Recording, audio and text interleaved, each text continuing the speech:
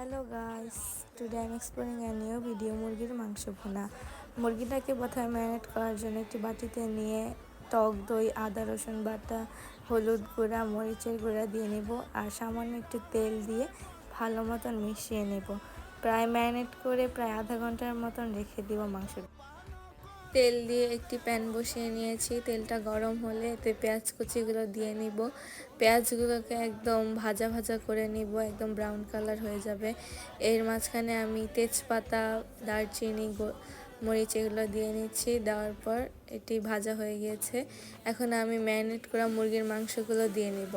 আমাদের বাসায় বেসিক্যালি আমি এবং আমার ভাই মাংস খেতে খুব পছন্দ করি। আমাদের বাসায় প্রতিদিনই প্রায় মাংস রান্না হয়ে থাকে, আর আব্বু আম্মুর জন্য আলাদাভাবে মাংস রান্না হয়ে থাকে। এখন আমি টমেটো এবং কাঁচামরিচ দিয়ে দিচ্ছি এবং সাথে একটু হালকা বিরিয়ানির মশলা দিয়ে নিয়েছি, এতে ফ্লেভারটা সুন্দর আসে। এখন এই মাংসটাকে আমরা কষিয়ে নেব এবং এতে কিছুটা জল দিয়ে নেব। দিয়ে নেওয়ার পর এটাকে ভালো মতন কষাতে হবে। কষানো মাংসটা কিন্তু খুবই মজা লাগে খেতে।